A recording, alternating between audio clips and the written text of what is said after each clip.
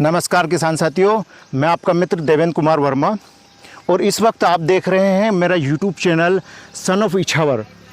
किसान साथियों, मैं आज कृषि विज्ञान केंद्र पहुंचा हूं। अब बोनी का समय चल रहा है, तो बोनियों में किसान भाई क्या क्या सावधानी रखें, किस बीज का चयन करें और शुरुआती दौर में कचरे पर किस तरह नियंत्रण करें, मैं इस विषय में मैं हमारे कृषि विज्ञान केंद्र के जो वैज्ञानिक हैं, विशेषज्ञ हैं, मिस्टर देवेंद्र पाटिल जी। सर, अपना परिचय दीजिए सबसे पहले। नमस्कार किसान साथियों, मैं देवेंद्र पाटिल, वैज्ञानिक फसल उत्पादन कृषि विज्ञान केंद्र सेवनिया से। तो मैं किसान साथियों को अभी वर्तमान समय में सोयाबीन की बोनी का समय आ गया है, इस विषय में थोड़ा सा जो है कि सलाह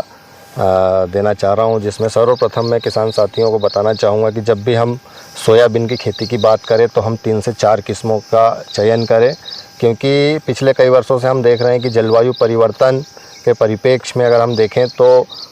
कई बार लगातार बारिश होना, कई बार जो है कि ड्राई स्पेल आ जाता है, 10 से 15 दिन 20 दिन तक सूखा पड़ता है। तो ऐसी स्थिति में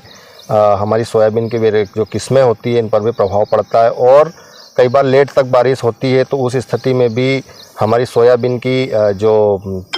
फसल है वो जो प्रभावित होती है, उनका उत्पादन। तो ऐसी जलवायु परिवर्तन परिप्रेक्ष्य में हम कम से कम 3 से 4 किस्मों का चयन कर सोयाबीन की खेती करें। साथ ही हम खास तौर पर यह ध्यान रखें कि जो बुआई का समय है वो इसका 25 जून से 7 जुलाई इसका उपयुक्त तो समय होता है। अभी अगर हम देखें तो अभी कहीं कहीं बारिश हो रही है, तो इस बारिश में हम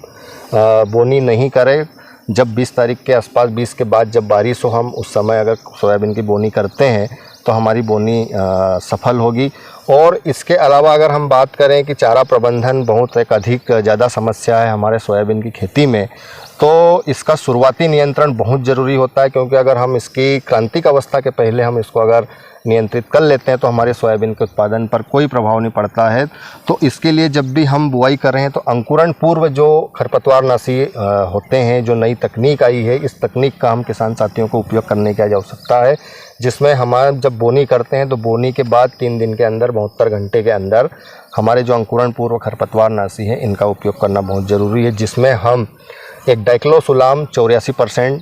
एक खरपतवारनाशी है, जैसे मैं बता रहा था, डाइक्लोसुलाम 84% की 12.6 ग्राम मात्रा हम बुआई के बाद 48 से 72 घंटे के अंदर हम इसका उपयोग करते हैं। तो खेत में हम 20 से 25 दिन तक खेत को खरपतवार से मुक्त रख सकते हैं, जिससे कि हमारी सोयाबीन की फसल की बढ़वार प्रभावित नहीं होगी और हमारा जो है कि खरपतवार नियंत्रण बहुत अच्छे से होगा। इसके अलावा एक और अंकुरण पूर्व खरपतवारनाशी जिसके बहुत अच्छे परिणाम देखने को मिल रहे हैं, जिसमें सल्फेंट्राजोन प्लस क्लोमाजोन एक खरपतवारनाशी है, इसका भी हम अगर 48 से 72 घंटे के अंदर उपयोग करते हैं तो इसमें भी हम जो है कि दोनों प्रकार के चारे 20 से 25 दिन तक नियंत्रित कर सकते हैं। तो किसान साथियों, हमें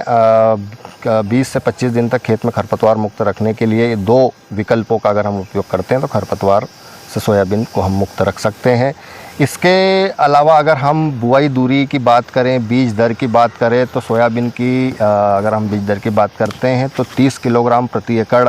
उपयोग करने की अनुशंसा है। परंतु कहीं अगर गहरी मिट्टी है या ढेलेदार मिट्टी होती है तो वहाँ पर हम बीज दर में वेरिएशन आ जाता है। जहाँ हमें करें तो जिस किस्म का थोड़ा सा अंकुरण 60% के आसपास होता है तो उस किस्म में भी हमें 5 से 7 किलो बीज दर को बढ़ाना पड़ता है, परंतु अनुशंसा जो 30 किलोग्राम प्रति एकड़ की है।